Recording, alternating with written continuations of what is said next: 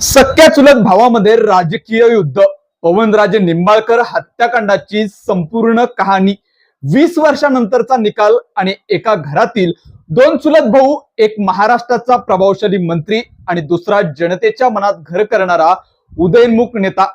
एकेकाळी एकमेकांवर जीवापाड विश्वास ठेवणाऱ्या या दोन भावांमध्ये असा काही वाद झाला की तो थेट राजकीय युद्धात बदलला.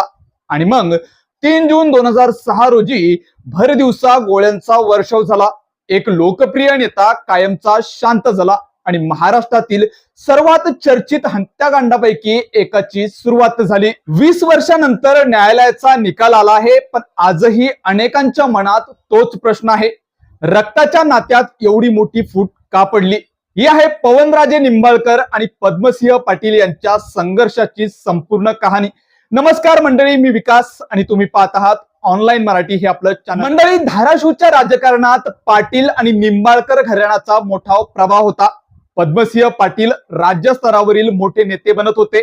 मंत्रीपद, सत्ता आणि वाढत्या राजकीय प्रभाव यामुळे त्यांचा बराच वेळ मुंबई आणि मंत्रालयात जात असे. त्याच काळात त्यांच्या चुलत भावाने पवनराजे निंबाळकर यांनी मतदारसंघाची जबाबदारी स्वीकारली. ते गावोगावी फिरू लागले, लोकांच्या अडचणी ऐकू लागले, युवकांशी संवाद साधू लागले. काळाच्या ओघात जनतेला वाटू लागले की पद्मसिंह पाटील मोठे नेते आहेत, पण आपला माणूस कोण असेल तर तो पवनराजे.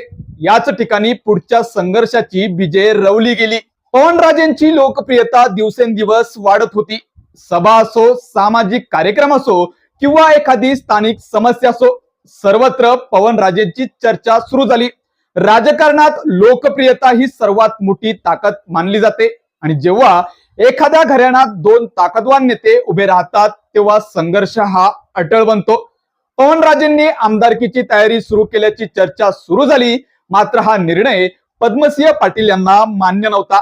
समजुतीचे प्रयत्न झाले, मध्यस्थी झाली, पण पवनराजे मागे हटायला तयार नव्हते आणि इथूनच नात्यामध्ये दुरावा निर्माण झाला. 2004 ची विधानसभा निवडणूक आली आणि आता संघर्ष लपून राहिला नव्हता. संपूर्ण महाराष्ट्राचे लक्ष लागले होते ते धाराशिवकडे, कारण ही केवळ निवडणूक नव्हती तर दोन चुलत भावामधील प्रतिष्ठेची लढाई होती. कारण एका बाजूला अनुभवी आणि ताकदवान पद्मसिंह पाटील तर दुसऱ्या बाजूला जनतेत लोकप्रिय होत असलेले पवनराजे निंबाळकर. प्रचारादरम्यान वातावरण अत्यंत तापलं.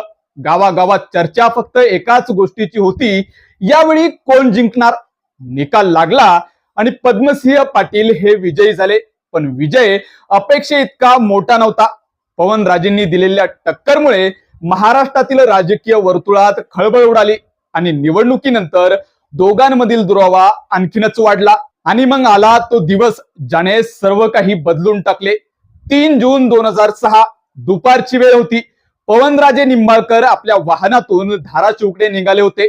नवी मुंबईतील कळंबोळी परिसरात त्यांच्या गाडीचा काही लोकांनी पाठलाग सुरू केल्याचे सांगितले जाते आणि अचानक गोळ्यांचा आवाज घुमला. हल्लेखोरांनी जवळून गोळीबार केला. या हल्ल्यात पवनराजे आणि त्यांचे चालक समत काझी यांचा मृत्यू झाला. धाराशिव जिल्हा हादरला आणि राजकीय क्षेत्रात एकच खळबळ उडाली. लोकांच्या मनात एकच प्रश्न होता की हत्या कोणी आणि का केली?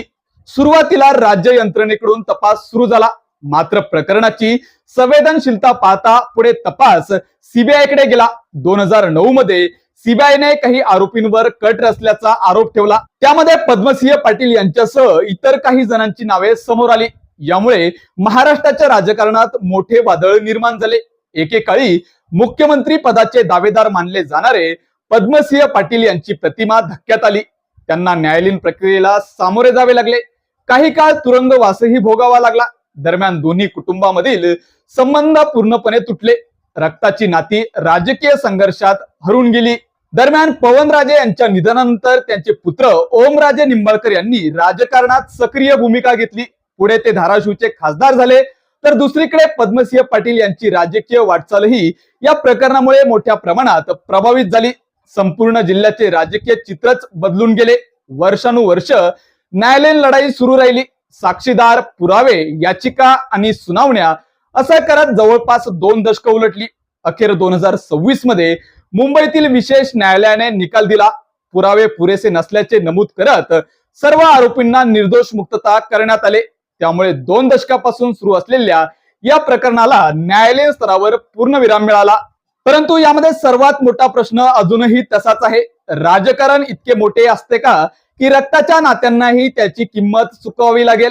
एकेकाळी एकत्र चालणारे 2 चुलत भाऊ, एकमेकांवर विश्वास ठेवणारे 2 नातेवाईक सत्तेच्या राजकारणात एकमेकांचे कट्टर प्रतिस्पर्धी बनले आणि त्यातून जन्माला आली महाराष्ट्राच्या राजकीय इतिहासातील सर्वात चर्चित घटनांपैकी एक कहाणी. या प्रकरणाबद्दल तुमचे मत काय? पवनराजे आणि पद्मसिंह यांच्यातील संघर्ष फक्त राजकीय होता की त्यामागे आणखीन काही कारणे होती? तुमचे मत कमेंटमध्ये नक्की लिहा आणि व्हिडिओ आवडला असेल तर लाईक करा, शेअर करा आणि आपल्या चॅनलला सबस्क्राईब करायला विसरू नका. धन्यवाद.